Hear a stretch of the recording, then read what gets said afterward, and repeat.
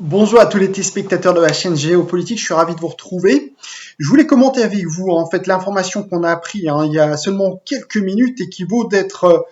analysée. On apprend il y a quelques minutes que de sources du secrétaire général de l'OTAN, à savoir Jens Stoltenberg, que un accord de négociation aurait été trouvé entre les Grecs et les Turcs. Donc, ce qui n'était pas envisageable encore il y a quelques semaines le devient, grâce peut-être à cette médiation allemande. Les Turcs l'avaient critiqué comme étant biaisé, en prenant parti pour les Grecs, mais il semblerait que la chancelière Merkel, qui s'est entretenue un peu plus tôt dans la journée avec le président Erdogan, aurait donc fait pression sur justement la partie grecque suite à cet entretien avec le président Erdogan pour que cette partie grecque négocie avec la partie grecque et tout simplement afin d'éviter en fait un accident maritime qui pourrait conduire hypothétiquement à une guerre. Et donc évidemment c'est le scénario auquel la chancelière Merkel et un certain nombre de pays de l'Union européenne tentent par tous les moyens d'éviter. Et donc, cette médiation allemande, finalement, a donc réussi à pousser les deux parties à négocier et donc à éviter hypothétiquement une guerre entre ces deux membres de l'OTAN. Mais il semblerait également que l'OTAN également ait participé à cette négociation, puisque cette information est délivrée, encore une fois, par le secrétaire général de l'OTAN. Donc on ne sait pas très bien également si l'OTAN a joué un rôle dans cet accord. Ce qu'on peut dire très clairement, c'est que tout de même, il s'agit plutôt d'une victoire à ce stade, tout de même pour les Turcs, puisque en fait cela évite aussi aux Turcs d'avoir à souffrir de possibles sanctions de l'Union européenne, puisque vendredi il y a eu un Conseil européen des ministres des Affaires étrangères et que des possibles sanctions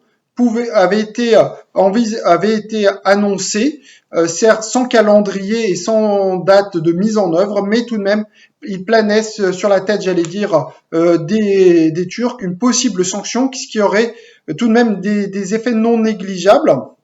et notamment sur la devise turque, qui est quand même en forte dépréciation, et donc toute annonce de sanction, évidemment, pousse à une dépréciation encore plus forte de la livre turque. Donc tout de même,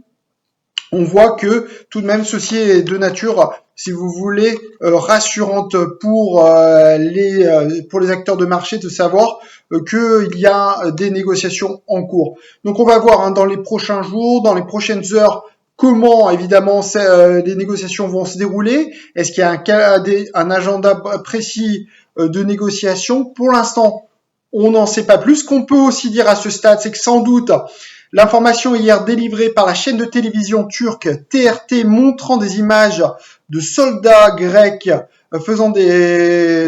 montrant des mouvements de patrouille grecs sur l'île Castellerizo, aussi appelée île de Meis en turc, qui se trouve à moins de 2 km des côtes turques, ont sans doute en fait accéléré les choses, puisque en fait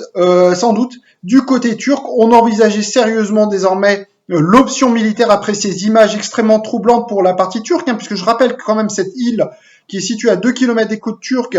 est censée être démilitarisée d'après un accord de remontant à 1947. Donc normalement aucun soldat grec n'est censé se trouver sur cette île. Or, ces images sont diffusées sur la chaîne de télévision TRT et que j'ai pu visionner sont absolument incontestables. On voit des soldats grecs sur cette île avec des mouvements de troupes. Donc cette information qui a été peu relayée par les médias pouvait être de nature à provoquer une guerre, et donc peut-être là à ce moment-là la partie grecque aussi sentant que les choses pouvant s'accélérer, ayant peut-être débusqué finalement les plans d'une possible attaque grecque sur la Turquie, a peut-être en fait permis d'éviter une guerre et d'en arriver à des négociations. Voilà ce qu'on pouvait dire ce soir. Voyons comment les choses évoluent dans les prochains jours, quand auront lieu les négociations, et encore une fois, est-ce que ces négociations vont aboutir à quelque chose? On peut penser également que la question chypriote va être au centre de ces négociations.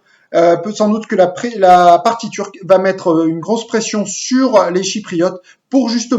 qu'une fois pour toutes cette question chypriote qui est laissée en suspens depuis 1974 soit réglée une fois pour toutes, et que le sort des Chypriotes turcs soit réglé.